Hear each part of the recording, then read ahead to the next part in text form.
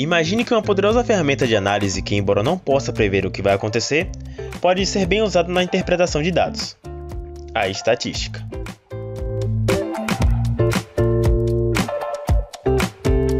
A estatística surgiu no século XVII, na Inglaterra, pois havia um anseio do governo em ter domínio sobre a sociedade, por meio dos números, como exemplo de dados demográficos e econômicos. Na tentativa de tornar concretos esses dados, John Grout, um próspero negociante de tecidos da época, utilizou de métodos que foi chamado de aritmética política. Esse foi o precursor da criação da tábua da mortalidade, tábua essa que reflete o número de mortes registradas de uma população. Posteriormente, em 1950, a estatística foi inserida na área do futebol por Charles Ripp. Este foi um contador que recebeu um convite do clube de futebol Arsenal para dar uma palestra sobre a tática da equipe, e por meio de símbolos e notações, ele relatou características que observava dos jogos, e assim contribuiu na formação dessa equipe.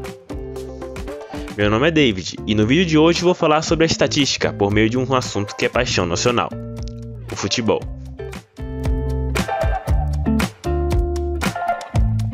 A estatística pode ser utilizada em diversas áreas, e exemplo disso é como a estatística pode ajudar treinadores a conduzir estratégias para vencer os campeonatos.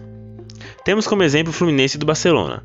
O maior cruzador do Fluminense de 2011 foi o Mariano, e ele acerta apenas 28% dos cruzamentos, ou seja, 72% ele erra, o que é uma situação contraditória, pois ele é considerado o melhor, o que significa que ele tem que cruzar menos. Já o Barcelona, por outro lado, não cruzava a bola. Outro exemplo em que a estatística pode ser aplicada e vem ganhando destaque é no campo de atividade humana. Dados recentes revelam que a população de Bangladesh possui 161,4 milhões de habitantes e a Rússia tem 144,5. O que chama atenção ao comparar esses dois países é que o território da Rússia é 114 vezes maior do que o Bangladesh e o número de habitantes são próximos. Ainda nesse campo, por meio da estatística, pode-se afirmar que pessoas mais calmas têm 50% de chance de não ter demência, pesquisa divulgada pelo BBC. Dessa forma, algumas noções são mais comuns da estatística são também observadas no futebol.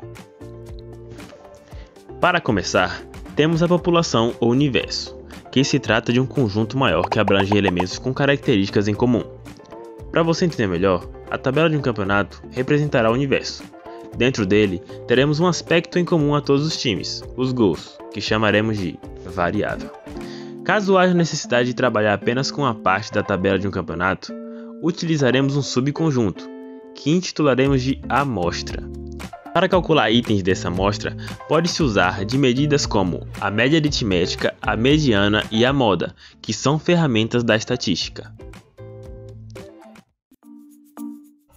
Começamos com a média aritmética, que é obtida a partir da soma de todos os elementos de um conjunto e dividindo esse valor encontrado pela quantidade de elementos. Para ficar mais claro, imagine que um técnico chamado Luiz precisa reformular o seu time de futebol por ter jogadores de baixa estatura em relação aos outros times. Problema esse que dificulta o seu time a disputar bolas na defesa e também finalizar com cabeceios no ataque.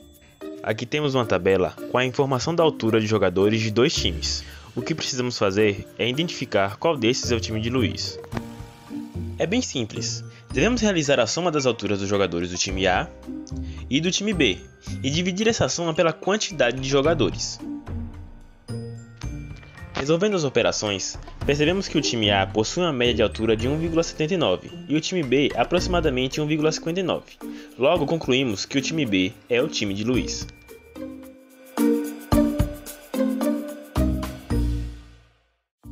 A segunda medida da estatística desse vídeo é a moda. Lembra quando alguém fala, tá na moda, todo mundo usa? Na estatística, a moda se refere ao valor que ocorre com mais frequência, o que mais se repete ou o valor mais comum em um conjunto. Analisando essa tabela que apresenta o número de títulos dos clubes campeões mundiais, queremos saber qual a quantidade de títulos é mais frequente entre os clubes. Observe que os números semelhantes já estão organizados em ordem. Sendo assim, interpretamos o gráfico de barras e percebemos que a moda é o número 1, pois é o número mais frequente, sendo 13 repetições. Dessa forma, concluímos que é moda ter times com apenas um título. Por fim, temos a mediana, que é dada pelo elemento central de conjuntos ordenados que possuem quantidade ímpar de elementos, ou seja, é popularmente conhecida como valor do meio. Caso o conjunto possua uma quantidade par de elementos, devemos considerar os dois elementos centrais e calcular a média aritmética entre eles. Para você entender melhor, observaremos a tabela que representa a amostra de um campeonato. Considerando os critérios anteriores, note-se que o Bragantino é o elemento central da tabela, porém, ele não representa a mediana, que só se aplica ao conjunto ordenado. Depois de afirmar isso, acredito que você esteja se perguntando como esse time não é a mediana, visto que ele é o elemento do meio. Para calcular a mediana, é necessário que os dados estejam organizados por ordem, e na estatística chamamos essa organização de row. No caso dessa tabela, ela está fora de ordem, o que pode confundir na hora de saber a mediana. Por isso, ela será organizada de acordo com a maior pontuação até a menor. O clube que representa a mediana na tabela se classifica, mas sem bônus de premiação. De qual time estamos falando? Agora sim, ordenado de forma decrescente, podemos concluir mais facilmente que o Cajazeiras é o nosso elemento central, a mediana. Notamos que os técnicos podem e usam essas noções dentro dos seus planejamentos. Um exemplo desse tipo de trabalho é o realizado pelo analista do Liverpool, considerado uma das grandes estrelas da conquista do título da Champions League de 2019. E podemos verificar esse trabalho em uma situação, no qual um técnico precisa de informações do estilo do jogo do time adversário para a partida do fim de semana. Rapidamente, esse analista que dá suporte técnico trabalha na coleta de dados sobre o time.